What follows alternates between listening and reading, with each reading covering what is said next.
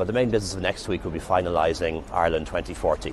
That's the national planning framework and the 10-year infrastructure investment plan that'll back it up. So why do we need a plan? We need a plan because in 20 years' time there'll be an extra 1 million people living in Ireland. So we need to plan now, plan where they're going to live, where they're going to work, study and how they're going to travel around. It's a plan to make sure that there are nearly an extra 200,000 people living in rural Ireland in 20 years' time, and that means investment in roads and broadband. Ireland is to accept a small number of migrants from the Ocean Viking vessel, which has been stranded in the Mediterranean Sea for almost 2 weeks now. The Norwegian-flagged ship has been seeking a port after rescuing 356 migrants from 4 boats off the Libyan coast earlier this month.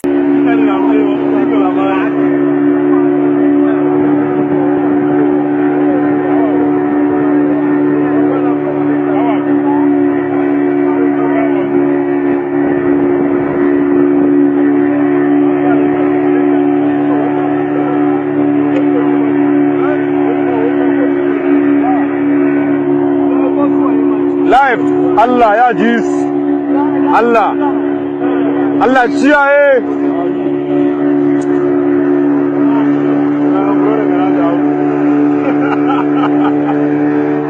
wasu malaga na kake wasu malaga live captain dan dogi captain gashi an dogi an bashi ya ganin none shi none gaskiya ne ya gaji ne ruke bashi gashi live happy birthday alhamdulillah ala kulli hal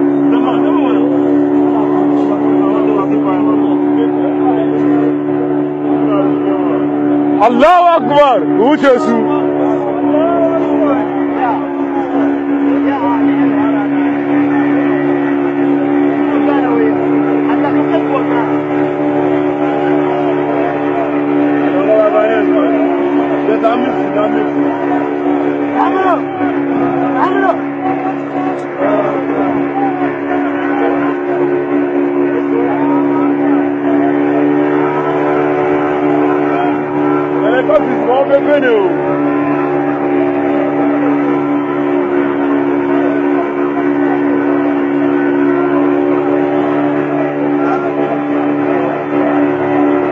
Allahu Akbar Allahu Akbar Allahu Akbar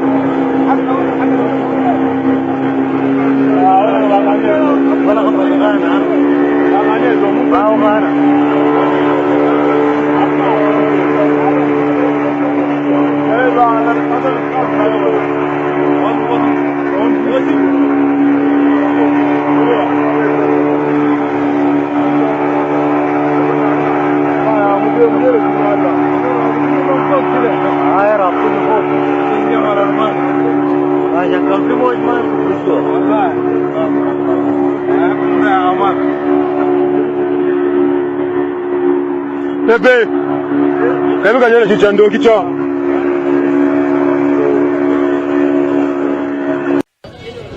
Cramped conditions with nowhere to go. The Ocean Viking has been stranded in the Mediterranean for 2 weeks, having rescued 356 migrants off the Libyan coast earlier this month.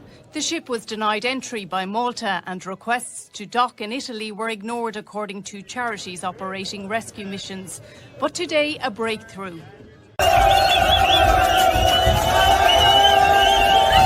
Ireland, along with 6 other European countries, have agreed to accept the migrants from the ship, which Malta will now allow dock following the agreement.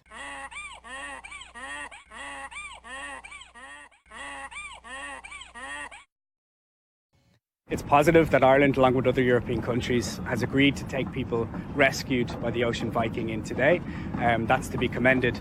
However, what we really need is a far more predictable, humane and systematic approach to disembarkation of people once they've been rescued at sea.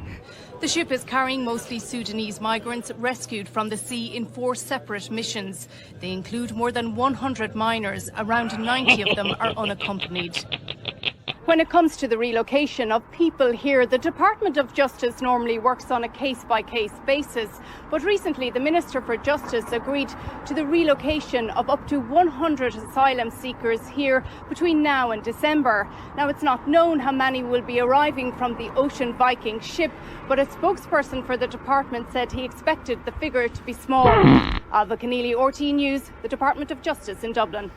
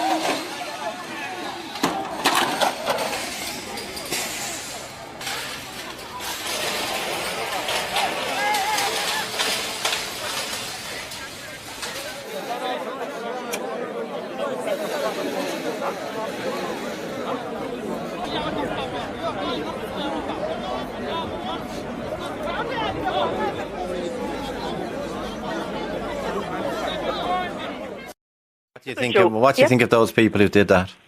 What do I think? I think they were abusing our country and invading our country.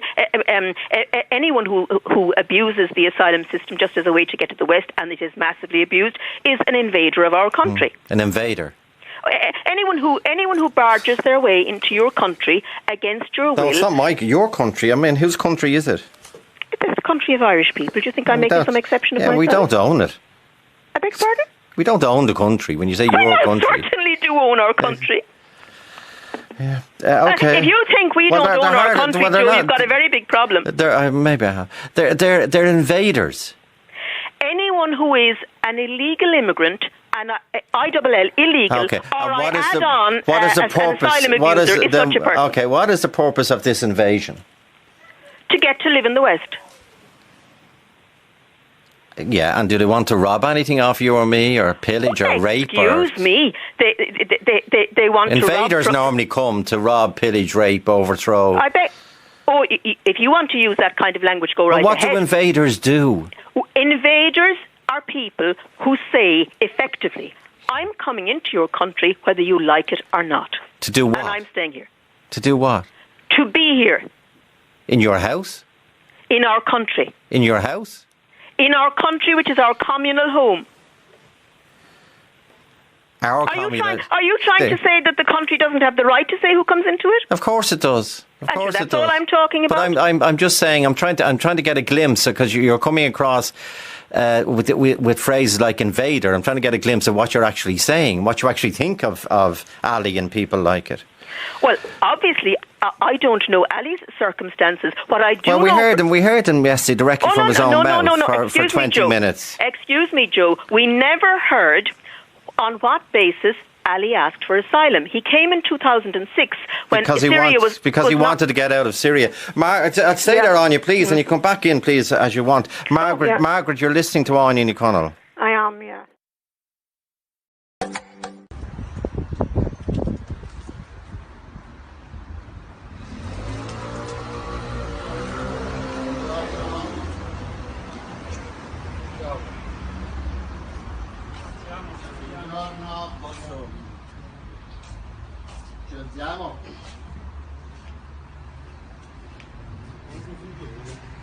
Documenti ce l'hai?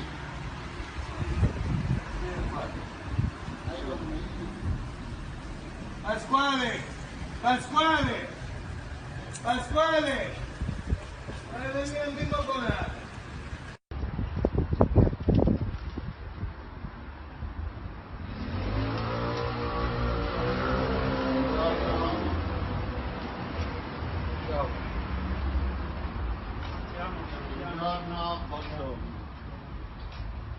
Ci alziamo.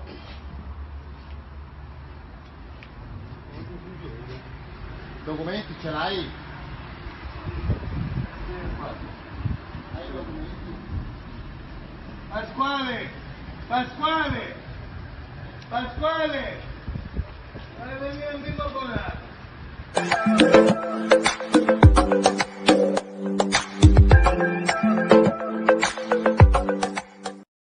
Who has heard the poem called The Snake? So I have it. Does anybody want to hear it again?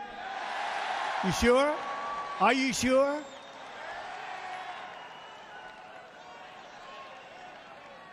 Okay. So let's dedicate this to General Kelly, the Border Patrol, and the ICE agents for doing such an incredible job. Right? This was written by Al Wilson a long time ago. And I thought of it having to do with our borders and people coming in. And we know what we're going to have. We're going to have problems. We have to very, very carefully vet. We have to be smart. We have to be vigilant. So here it is, the snake. It's called The Snake. On her way to work one morning, down the path along the lake, a tender-hearted woman saw a poor, half-frozen snake. His pretty-colored skin had been all frosted with the dew. "Poor thing," she cried, "I'll take you in, and I'll take care of you." The border. "Take me in, O tender woman. Take me in, for heaven's sake. Take me in, O tender woman," sighed the vicious snake. She wrapped him up all cozy in a comforter of silk and laid him by her fireside with some honey and some milk. She hurried home from work that night, and as soon as she arrived, she found that pretty snake she'd taken in had been revived. "Take me in, O tender woman. Take me in, for heaven's sake. Take me in, O tender woman," sighed that vicious snake. She clutched him to her bosom. "You're so beautiful," she cried. "But if I hadn't brought you in by now, oh heavens, you would have died." She stroked his pretty skin again and kissed him and held him tight. But instead of saying thank you, that snake gave her a vicious bite. "Take me in, O tender woman. Take me in, for heaven's sake. Take me in, O tender woman," sighed the vicious snake. "I have saved you," cried the woman, "and you've bitten me, heavens, why?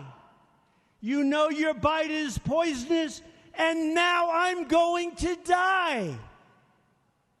"Oh, shut up, silly woman," said the reptile with a grin. "You knew damn well I was a snake before you took me in."